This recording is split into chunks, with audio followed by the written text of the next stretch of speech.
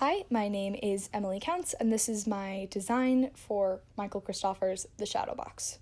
So, starting off with my given circumstances, my play is about three terminally ill patients living in cottages on the grounds of a large hospital. Cottage 1 contains the patient Joe, his wife Maggie, and his son Stephen. Cottage 2 contains the patient Brian, his lover Mark, and his ex-wife Beverly, and Cottage 3 contains the patient Felicity and her daughter Agnes.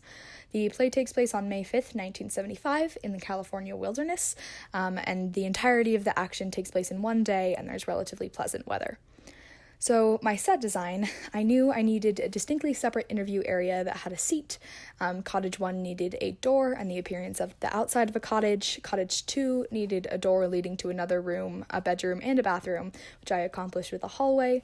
The living room area needed seating for two and space for two to dance, and there needed to be some sort of storage unit.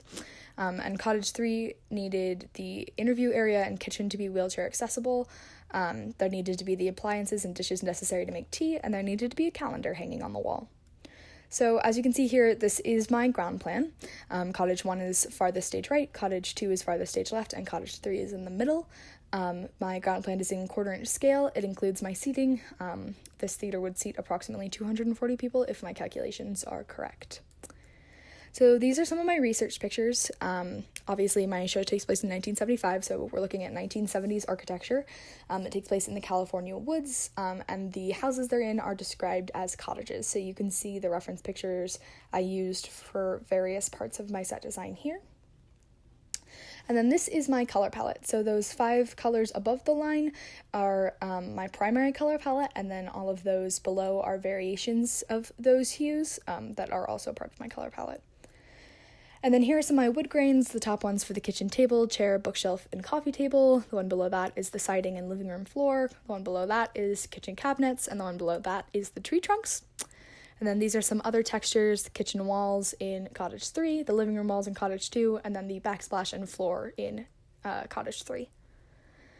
Here are some of my front elevations of the 3 cottages, with color as close as I could get it with the colored pencils I had.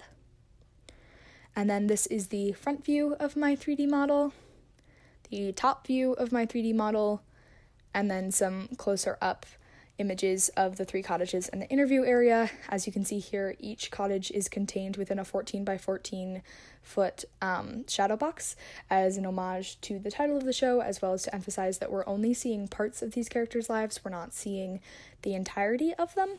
So it's as if they're being contained inside of a shadow box and presented to us. So my set self-reflection, I feel really solid about my ground plan. I feel like I used sightlines and levels really well. Some of my challenges included set dressing. I just really struggled with where to incorporate set dressing. I felt like I used a limited aspect of my color palette. I could have expanded it. And then the color and texture accuracy in my 3D model I struggled with. I feel like if I had spent more time with SketchUp, I would have done better with that. And then with this unit, timeliness was a struggle for me. So moving on to light design. I knew I needed a way to make the interview area feel like an entirely separate area from the surrounding cottages and needed to establish time of day, and besides that, nothing else was specifically given in the script. So this is my light plot. As you can see, relatively complicated, 4 catwalks, and then this is my key for my light plot, as well as my drafter box. And then this is the front of my magic sheet. There are areas of the stage that are not covered by my magic sheet, and that is because those areas are never acted in and thus did not need to be lit. And then this is the back of my magic sheet with all of my gels listed. And then speaking of gels, these are the gels I chose to use with all of their purposes listed out, and then the official Roscoe color swatches of each gel can be seen to the left of them so that you can more easily visualize what they were for. And then these are some of my light cues, more of my light cues, and even more of my light cues. The blue text were the cues that were actualized in my project, and then all of the red boxed cues were the ones that were auto follows of the cue above them. And then, so my light self-reflection, some of my successes, I feel really solid about my light plot, my magic sheet, I've done those before, they're USITT standard, and then I felt like my cues did a really good job of directing the audience's focus, and then some of my challenges, I struggled with variation in angles. I couldn't use backlight because of my shadow boxes, and I felt like I could have used side light, up light, and down light more. I don't have a cohesive wash across the entirety of my set because it wasn't necessary, but I fear that the washes within each of the cottages aren't necessarily cohesive, which I have no way of knowing without actualizing this design. And then I struggled with a gradual change in day rather than just like daytime versus nighttime of where the sun moves from morning to afternoon and stuff like that. All right, sound design. So I knew I needed to make the interview area completely different, just like lights, an established time of day. And then Cottage 1 has Steve playing Goodnight Irene on his guitar 4 distinct times throughout the script, and Cottage 2 calls for a record player playing Don't Sit Under the Apple Tree, and nothing is mentioned for Cottage 3 in terms of sound. So this is my block diagram. Just give you a sec to look at that one. And then these are my sound cues, the first act and a little bit of act 2, and then the rest of my sound cues. Just like lights, the blue texts are the ones that were actualized, the red boxes are auto follows of the cues above them, and then you can see in where the cue is labeled, the blue boxes are atmospherics, the green boxes are fades, and the yellow boxes are effects, so a pretty even balance between those three. And then here are my actualized cues that I wrote in my script so as to use QLab and the Lightboard during my presentation. And then this is my QLab. And then my self-reflection, I feel really solid about my cues, having not ever sound designed before. I was really proud of myself for figuring out QLab and making it actually work.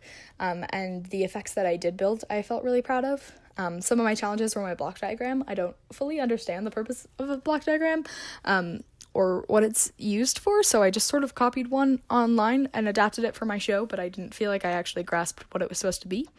I felt like my atmospherics were all very similar, and while that's acceptable for this show, I could have varied them more. And then I didn't give myself the opportunity to build any complex atmospherics. The atmospherics in my presentation were very simple, so I could have expanded that. Moving on to costume design. So the necessities given in the script, the interviewer is not seen, but I made the choice to have him come out for bows, so I included a costume for him in my costume plot.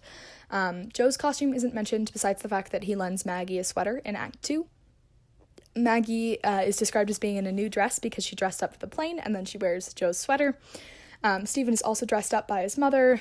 Brian and Mark's costumes aren't mentioned. Beverly is described as eccentric, wearing a soiled evening gown and a raincoat and rain boots adorned with countless pieces of jewelry. Felicity is mentioned to be wearing a sweater and having a blanket over her lap in her wheelchair, and Agnes is described as tired and weathered with her hair pulled tightly back. So this is my costume plot for Act 1. There are very minimal costume changes, besides like taking on and off top layers, jackets, coats, that sort of thing. This is Act 2 and bows. And then this is Beverly, so my reference images are on the far left, and then you can see my renderings to the right. Then this is Brian, this is Agnes, this is Joe, and this is Maggie. So my costume self-reflection, I feel like I really nailed time period. I used a wide range of my color palette, and I feel really solid about my costume plot. Some of my challenges were I struggled with my renderings. I feel like they took me way longer than they should have because I'm a perfectionist and not a great artist. The proportions in some of my renderings are really off, like Joe. And then I felt like I struggled to convey age and social class, not necessarily through my costumes, but in my renderings. It was really difficult to distinguish those. So in conclusion, some of my successes for this semester overall were just learning new areas of design. I really enjoyed that. I felt like I grasped a better understanding of the other areas of tech that I haven't done personally. And then I feel like partially just because I was the sole designer, but also just what I've learned through this class, I was able to make a cohesive design throughout the entire show and having all of the different aspects work together. And then my challenges, I could have challenged myself enough in the areas of tech I was already familiar with, like lights that I breezed through. Time management was a struggle for me this semester. I underestimated the amount of time outside of class that I would need to put in for this class. And then I felt like in a couple of the units, the amount of effort I put in versus the quality of my work was not equatable, was not even. So I could have worked harder on that. But overall, it was a great semester and I loved taking this class.